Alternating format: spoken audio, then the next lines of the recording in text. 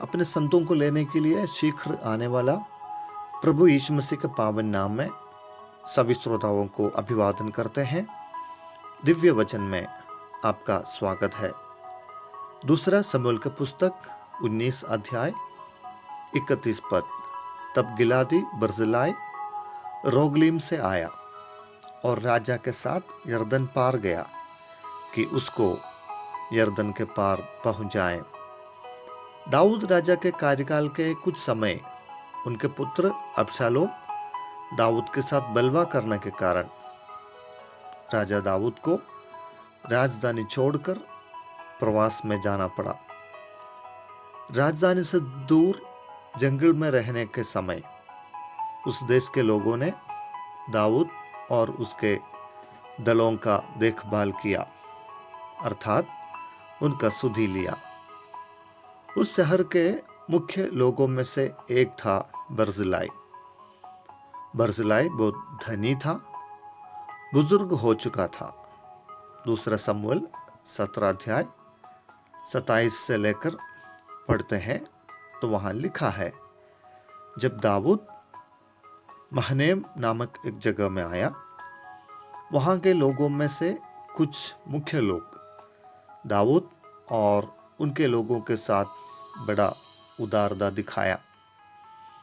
चारपाई से लेकर रोटी खाने के लिए गेहूं तक का सभी वस्तुओं को दाऊद तक पहुंचाया, ये सोचते हुए कि वे लोग जंगल में भूखे प्यासे थक ना जाएं। लोगों के जरूरतों को जानकर समझदारी के कार्य करने वाले लोग परमेश्वर की नजर में अनुग्रह पाते हैं। आजकल के दिनों में इस प्रकार की समझदारी की कार्य करने वालों को तलाशना है। बर्जिलाई देश के कुछ प्रभावशाली लोगों को लेकर आया और दाऊद और उसके सारे लोगों को सुरक्षा प्रदान किया। भूखों को रोटी खिलाना और प्यासों का प्यास बुझाना परमेश्वर की इच्छा है।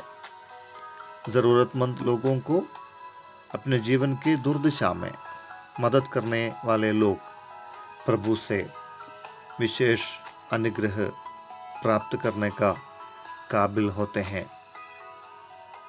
अबशालोम के मृत्यु के बाद दाऊद वापस यरूशलेम शहर को जाने के लिए तैयार हो रहा था। लोग उनको विदा करने के लिए यरदन तक आया। तब दाऊद बर्जिलाई से कह रहा है कि मेरे साथ राजधानी में आए, वो उसका सुधि लेंगे।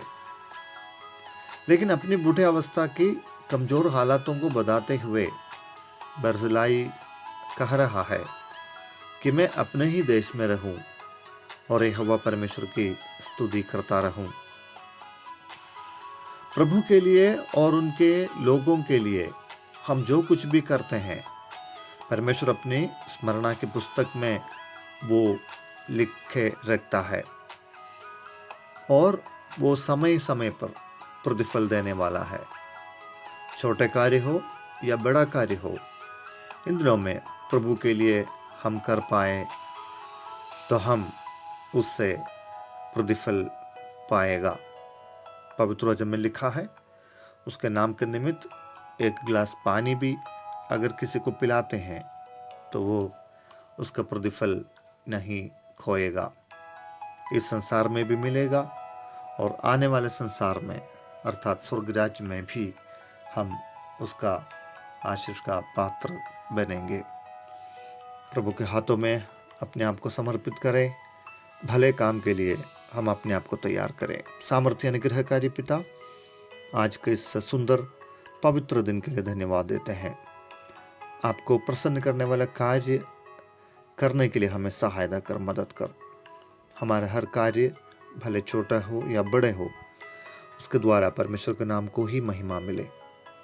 हमें बलवंत करे, हाथों को सामर्थ्य प्रदान करे, मनों को तैयार करे, प्रेम और दया से हमारे मन को भर दे, उदारता से हमें भर दे, ताकि हम दूसरों को सेवा कर सके, दूसरों के लिए आशीष का कारण बन सके। प्रार्थना ग्रहण करने के लिए धन्यवाद। यीशु नासरी के नाम से प्रार्थना मांगता है, आमीन।